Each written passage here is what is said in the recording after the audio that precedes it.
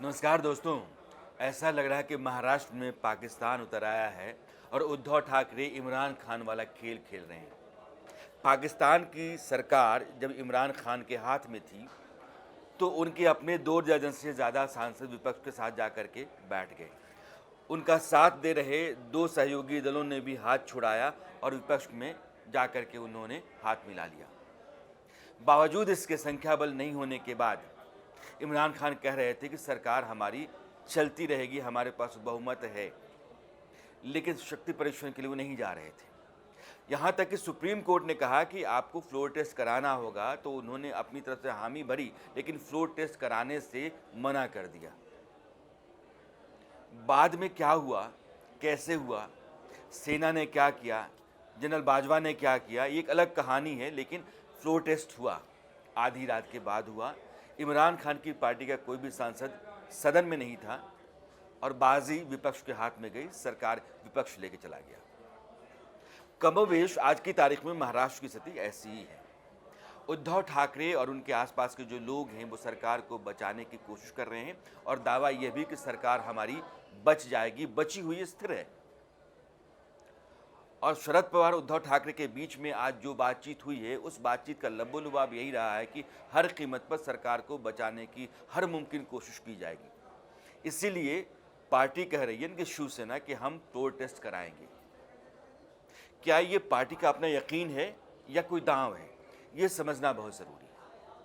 3-4 बातें मैं आपके सामने रखना चाहता हूँ। पहले नंबर गेम में एकनाथ शिंदे का दावा यह है कि उनके साथ 50 विधायक हैं।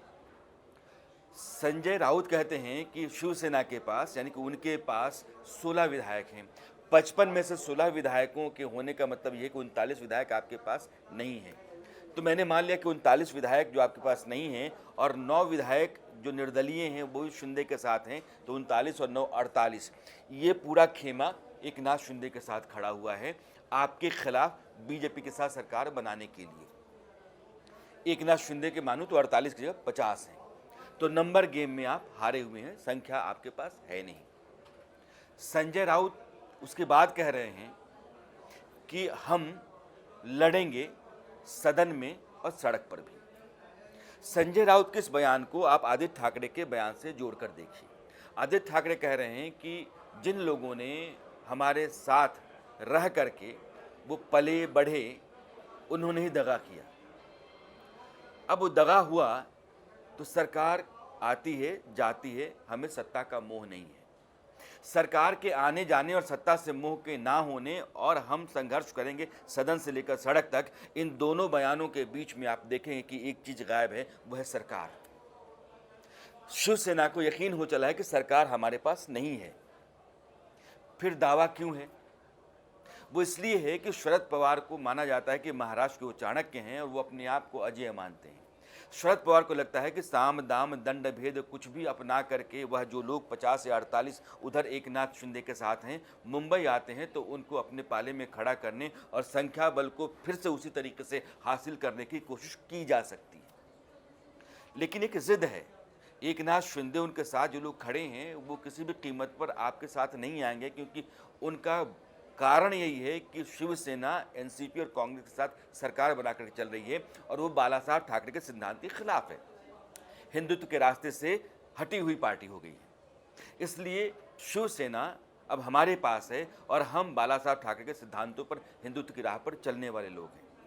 तो उन लोगों को फिर से मिला लेने की कोशिश तो ना के बराबर ही है, लेकिन दांव खेलने में कोई बुराई नहीं है, इसलिए आखिर तक लड़ने में भी कोई दिक्कत नहीं है। मगर सवाल ये है कि उद्धव ठाकरे के खिलाफ इतनी बड़ी बगावत हुई तो क्यों हुई और इस बगावत की भनक तक उनको क्यों नहीं मिली? एक छोटा सा उदाहरण मैं आपको देना चाहता हूं कि माहिम या दादर इस इलाके में सरवणकर साहब विधायक हैं, सदा सरवणकर, और इसी इलाके में शिवसेना का मुख्यालय है, शिवाजी स्टेडियम है। उस शिवाजी स्टेडियम में, शिवाजी पार्क कहिए, जहां बाला साहब ठाकरे ने शिवसेना की नींव रखी, जहां पार्टी की बुनियाद रखी गई, जहां पार्टी का मुख्यालय है, उस इलाके का विधायक आपसे हटकर और एकनाथ शिंदे के पास जाकर के बैठ जाता है। जो बुधवार की रात में 3 विधायक गए शिवसेना के, उसमें सरवणकर भी हैं। तो आप किसी भी आदमी से पूछेंगे शिवसेना में कि अगर किसी से नहीं बनती है तो किससे बनती होगी उद्धव ठाकरे की, या उद्धव ठाकरे के पास आना जाना किस विधायक का होगा, तो कहे कि और किसी का हो ना हो सरवणकर का होगा, क्योंकि पार्टी का मुख्यालय वहाँ है और वहाँ शिवाजी पार्क है। लेकिन उस आदमी के भीतर भी उतनी ही आग है, उतना ही संतोष है, उतना ही आक्रोश है जितना उन लोगों के पास है जो यहाँ से वहाँ निकल कर चले गए। कारण, इस कारण को समझना जरूरी है। कारण ये है कि उद्धव ठाकरे ने अपने आप को काट लिया। अगर सरवणकर के साथ वो नहीं बात कर पा रहे हैं तो 13 विधायक हैं मुंबई के भीतर। उन 13 विधायकों में से आदित्य ठाकरे को छोड़ करके बाकी कोई भी विधायक मंत्री नहीं है, बल्कि अनिल परब और सुभाष देसाई जैसे जो एमएलसी हैं वो मंत्री हैं। मन मर्जी से मंत्री बनाना, जो जनाधार के लोग हैं अपने बूते जीत करके आते हैं उनको दूर करना, और जिन दलों के साथ आप सरकार चला रहे हैं उनके कहे में रहना। आप यूं मानिए कि शरद पवार ने एक तरीके से उद्धव ठाकरे उनकी शिवसेना को ध्वस्त कर दिया है। अब यह पार्टी दोबारा खड़ा होगी इस बात की उम्मीद बहुत कम है। लेकिन शरद पवार जो आखिरी बाजी खेल रहे हैं शायद इसलिए कि उनकी अपनी पार्टी सरकार में मलाई खा रही थी और इस सरकार के चलते रहने में उनकी भलाई है। मगर अगर वो सारे दांव आजमा लेते हैं, साम दाम दंड भेद सब कुछ अख्तियार करने के बाद भी अगर उस खेमे को लाकर सरकार के पाले में खड़ा नहीं कर पाते हैं जो एकनाथ शिंदे के साथ खड़ा हुआ है, तो यहाँ से एक अवसान शुरू होगा शरद पवार की राजनीति का महाराष्ट्र में।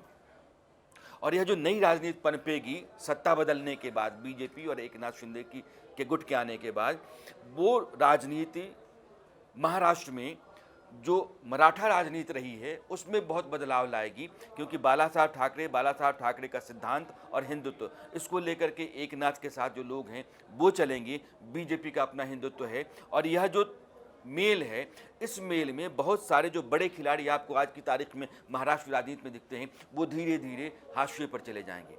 इसलिए राजनीति भी महाराष्ट्र की बदलेगी सत्ता बदलने के साथ साथ। अब मामला सिर्फ समय का रह गया है कि उद्धव ठाकरे फ्लोर पर जाते हैं टेस्ट के लिए या नहीं जाते हैं, उद्धव ठाकरे इस्तीफा दे देते हैं, या फिर उनको ये उम्मीद है कि वो सभी लोग जो उनसे बागी होकर के चले गए हैं आकर के दोबारा समर्थन दे देंगे। ये मुगालता भर है, लेकिन इस मुगालते के दूर होने में कितना वक्त लगता है और नई सरकार के बनने में कितना समय, यह कुछ दिनों का मामला है। लेकिन महाराष्ट्र में इस बार जो सत्ता का परिवर्तन होगा वो वहाँ की राजनीति में भी बहुत बड़ा बदलाव लेकर के आएगा।